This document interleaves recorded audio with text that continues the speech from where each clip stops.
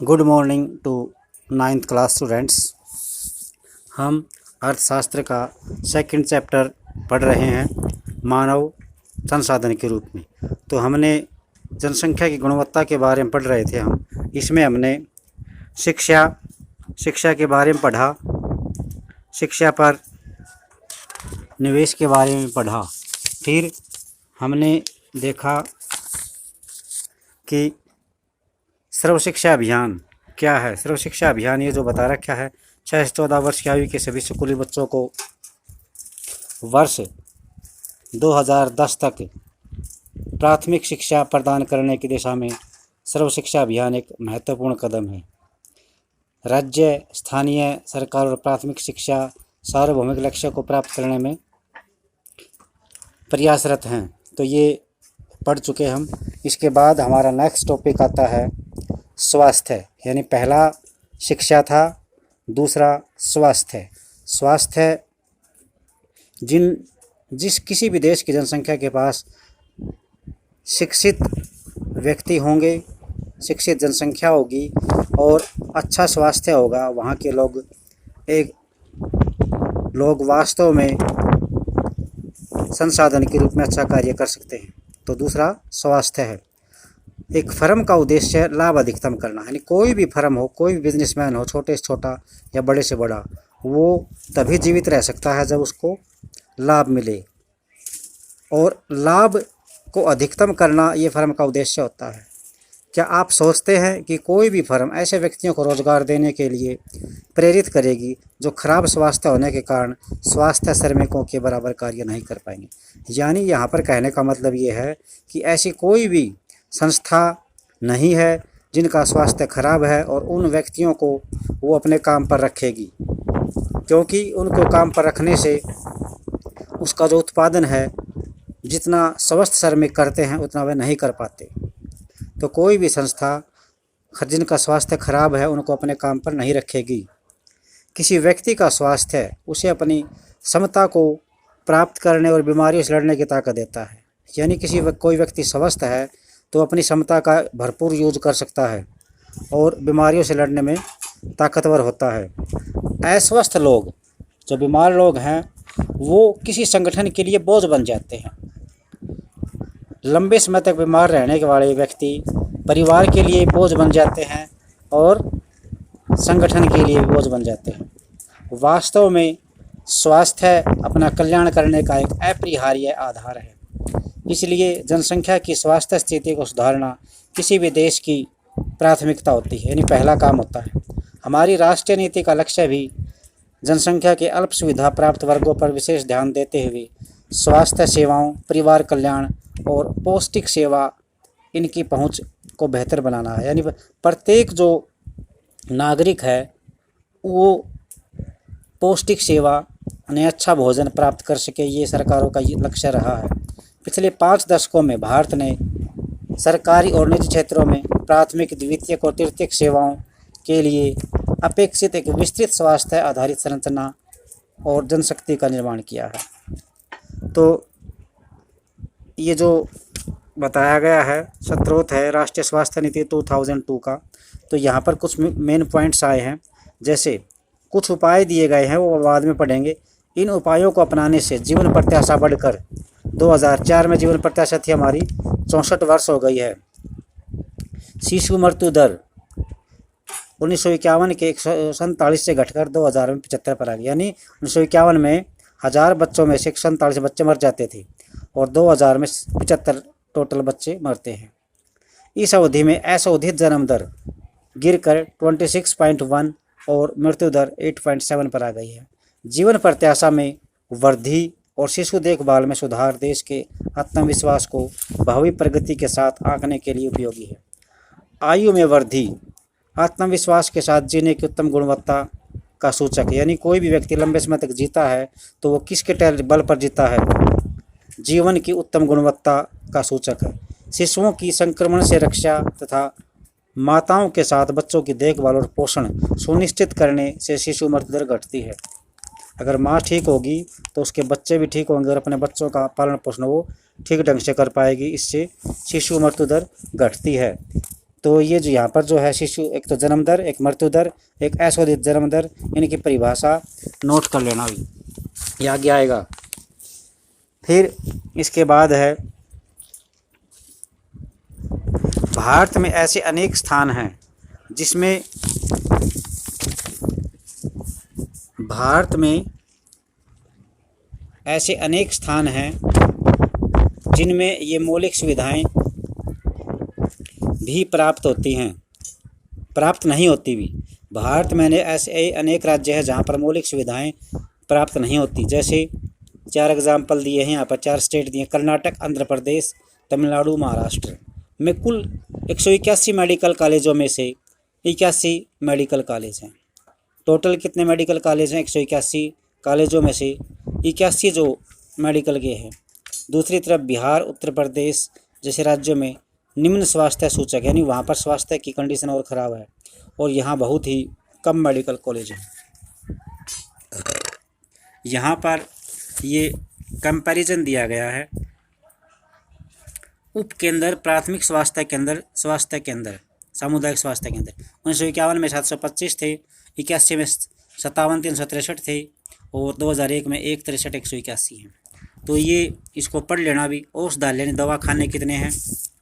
ये 9209 थे 1951 में, 23,555 1981 में और 43,322 2001 में। तो इस कंपैरिजन कर रखा है यहाँ पर।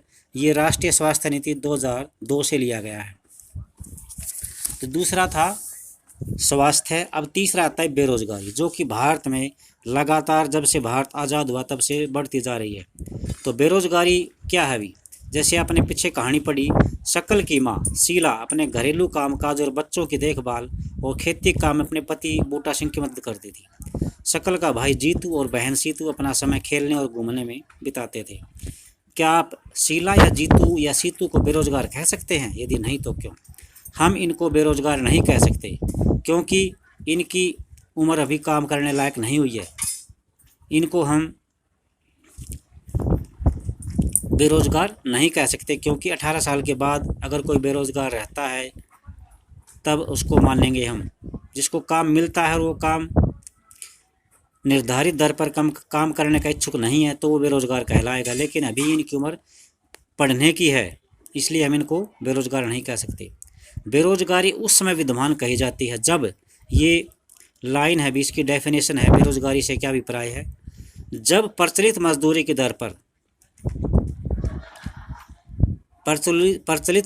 दर पर काम करने के लिए इच्छुक लोग रोजगार नहीं पा सकते। यानी जो मजदूरी किसी भी गांव, शहर में या देश में चली हुई है और उस मजदूरी की दर पर काम करने के इच्छुक हैं लेकिन उनको काम नहीं मिलता, तब बेरोजगार होते हैं वो। शीला की रुचि अपने घर के बाहर काम करने में है ही नहीं। जीतू और सीतू बहुत छोटे हैं, उनकी गिनती श्रम शक्ति की जनसंख्या में नहीं होती और न ही जीतू, सीतू और शीला को बेरोजगार कहा जाता। ये मैंने पहले बता दिया था क्योंकि ये 0 से 15 साल के जो बच्चे होते हैं वो नॉन एक्टिव होते हैं, यानी नॉन वर्किंग। 0 से 15 साल के बच्चे नॉन वर्किंग कैपिटल मानते हैं इनको, और 59 से ऊपर वाले इनको भी नॉन वर्किंग, क्योंकि बुज़ुर्ग हो गए। ये जो काम करने की उम्र है वो है 16 या 18 से 59। तो आगे चलते हैं। इनको बेरोजगार नहीं कहा जा सकता। श्रम, ये डिटेल से यहाँ पे बताया गया। श्रम बल यानी काम करने वाले सदस्य वो हैं। श्रम बल में वे लोग शामिल किए जाते हैं जिनकी उम्र 15 से 59 वर्ष के बीच हो। शकल के भाई और बहन इस आयु वर्ग में नहीं आते, इसलिए उन्हें बेरोजगार नहीं कहा जा सकता। शकल की माँ शीला परिवार के लिए काम करती है, वह अपने घर से बाहर जाकर पारिश्रमिक के लिए मजदूरी करने की इच्छुक है नहीं, उसकी इच्छा है ही नहीं काम करने की, तो हम इसको बेरोजगार नहीं कह सकते। उसे भी बेरोजगार नहीं कहा जा सकता। शकल के दादा दादी और नाना नानी, जिनका इस कहानी में कोई वर्णन नहीं किया गया है, उन्हें बेरोजगार नहीं कहा जा सकता। भारत के संदर्भ में ग्रामीण और नगरीय क्षेत्रों में बेरोजगारी है। ग्रामीण और नगरीय क्षेत्रों में बेरोजगारी की प्रकृति में अंतर है। यानी गांव में अलग टाइप से और शहरों में अलग टाइप से बेरोजगारी पाई जाती है। गांव में कैसे मौसमी और परछन बेरोजगारी पाई जाती है, जबकि शहरों में शिक्षित बेरोजगारी है। अब इनकी डेफिनेशंस। मौसमी बेरोजगारी, नाम से ही पता है, जब लोग वर्ष के कुछ महीने में रोजगार प्राप्त नहीं कर पाते हैं। कृषि पर आधारित लोग इस तरह की समस्या से जूझते हैं, यानी खेती जो करते हैं उन्हें साल में केवल थोड़े दिन ही काम मिल पाता है और फिर वे उनके पास कोई काम नहीं होता, तो इसलिए इनको मौसमी बेरोजगारी कहते हैं। वर्ष में कुछ व्यस्त मौसम होते हैं जब बुआई, कटाई, निराई और गहाई होती है। कुछ विशेष महीनों में कृषि पर आश्रित लोग को अधिक काम नहीं मिल पाता। अब है परछन बेरोजगारी। परछन बेरोजगारी के अंतर्गत लोग नियोजित प्रतीत होते हैं, जिनको काम पर लगाया जाता है। उनके पास भूखंड होता है, वहाँ उन्हें काम मिलता है। ऐसा प्राय कृषि काम में लगे परिवारजनों में होता है, यानी खेती के काम में जो भी लगे रहते हैं ऐसे परिवारों में ये पाई जाती है। किसी काम में 5 लोगों की आवश्यकता होती है, लेकिन उसमें 8 लोग लगे हुए हैं। इसमें से यदि 3 लोग फालतू हैं, उनको हटा दिया जाए काम से, तो खेती के कार्य में किसी प्रकार का कोई अंतर नहीं आएगा। यानी ये खेती के काम में ज़्यादा पाई जाती है परछन बेरोजगारी। इसको हम कहते हैं छिपी हुई बेरोजगारी भी नाम दिया गया है। ये आमतौर पर हम खेतों में देखते भी हैं कि एक जगह पर 10 आदमी काम पर लगे हुए हैं, लेकिन उनमें से कुछ आदमी हैं जो उत्पादन में योगदान नहीं कर रहे हैं। अगर उनमें से 4 या 5 व्यक्तियों को हटा दिया जाए तो उत्पादन पर कोई असर नहीं पड़ेगा। तो ये था, जैसे इसमें यहाँ बताया गया है 5 लोग काम करते हैं, 8 टोटल थे, तो 3 लोगों द्वारा किया गया अंशदान 5 लोगों द्वारा किए गए योगदान में कोई बढ़ोतरी नहीं करता। अगर 3 लोगों को हटा दिया जाए तो खेत की उत्पादकता में कोई कमी नहीं आएगी। खेत में 5 लोगों की काम की आवश्यकता है और 3 अतिरिक्त लोग परछन रूप से नियोजित होते हैं, यानी लगाए गए काम पे। शहरी क्षेत्रों के मामले में शिक्षित बेरोजगारी एक सामान्य घटना बन गई है। मैट्रिक, स्नातक और स्नातकोत्तर अर्थात 10वीं, BA और MA डिग्री धारक अनेक युवक रोजगार पाने में असमर्थ हैं। एक अध्ययन में यह बात सामने आई है कि मैट्रिक की तुलना में स्नातक और स्नातकोत्तर युवकों में बेरोजगारी अधिक तेजी से बढ़ रही है। यानी 10वीं 10th वाले तो किसी न किसी तरह से काम धंधा कर लेते हैं, लेकिन BA और MA के स्टूडेंट्स में ये बेरोजगारी बहुत ज़्यादा बढ़ी है। एक विरोधाभासी स्थिति सामने आई है कि कुछ विशेष श्रेणियों में जनशक्ति के आधिक्य के साथ ही कुछ अन्य श्रेणियों में जनशक्ति की कमी आ गई है। एक और तकनीकी अहर्ता का मतलब तकनीकी ज्ञान प्राप्त लोगों के बीच बेरोजगारी है। दूसरी ओर आर्थिक वृद्धि के लिए आवश्यक तकनीकी कौशल की कमी भी है। बेरोजगारी में जनशक्ति संसाधन की बर्बादी होती है। जो लोग अर्थव्यवस्था के लिए संपत्ति होते हैं, बेरोजगारी कारण दायित्व में बदल दिए जाते हैं। युवकों में निराशा और हताशा की भावना आ जाती है। लोगों के पास अपने परिवार का गुजारा करने के लिए मुद्रा नहीं होती। शिक्षित लोगों के साथ जो कार्य करने के इच्छुक हैं और सार्थक रोजगार पाने में समर्थ नहीं हैं, वे एक बड़ा सामाजिक अपव्यय है। यानी जो खर्चा किया है इनकी पढ़ाई लिखाई पर, वो खर्चा बेकार होने जा रहा है। ये इसलिए अपव्यय का मतलब जो किसी काम का न हो। बेरोजगारी के नुकसान चल रहे हैं। बेरोजगारी से आर्थिक क्षेत्र में आर्थिक बोझ में वृद्धि होती है। काम करने वाली जनसंख्या पर बेरोजगारों की निर्भरता बढ़ जाती है। किसी व्यक्ति और साथ ही साथ समाज के जीवन की गुणवत्ता पर बुरा प्रभाव पड़ता है। जब किसी परिवार को मात्र जीवन निर्वाह स्तर पर रहना पड़ता है तो उसके स्वास्थ्य में भी यानी केवल इतना ही कमा पाता है कि उसका गुजारा मुश्किल से हो पाए, तो उसका स्वास्थ्य में कमी आ जाती है और स्कूल प्रणाली से अलग होने लगता है वो परिवार। इसलिए किसी अर्थव्यवस्था के समग्र विकास पर बेरोजगारी का बहुत बुरा प्रभाव पड़ता है। बेरोजगारी में वृद्धि अर्थव्यवस्था में मंदी का सूचक है। यह संसाधनों की बर्बादी करता है जिन्हें उपयोगी ढंग से नियोजित किया जा सकता था। अगर लोगों को संसाधन के रूप में प्रयोग नहीं किया जा सकता तो स्वाभाविक रूप से अर्थव्यवस्था के लिए दायित्व बन जाएंगे, यानी हमारी जिम्मेवारी बन जाएंगे वे। सांख्यिकीय रूप से भारत में बेरोजगारी की दर निम्न है। बड़ी संख्या में निम्न आय और निम्न उत्पादकता वाले लोगों की गिनती नियोजित लोगों में की जाती है। वे पूरे वर्ष काम करते हुए दिखाई देते हैं, लेकिन उनकी क्षमता और आय के हिसाब से यह उनके लिए पर्याप्त नहीं है। वे काम तो कर रहे हैं, पर ऐसा लगता है कि वे काम उन पर थोपे गए, यानी ज़बरदस्ती उनसे करवाया जा रहा है। इसलिए शायद वे अपनी पसंद का कोई अन्य काम करना पसंद कर सकते हैं। गरीब लोग बेकार नहीं बैठ सकते, वे किसी भी काम से जुड़ जाना चाहते हैं, चाहे उससे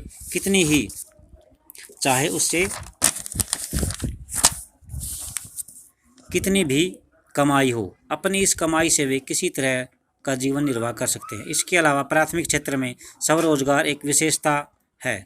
यद्यपि लोगों की आवश्यकता नहीं है, फिर भी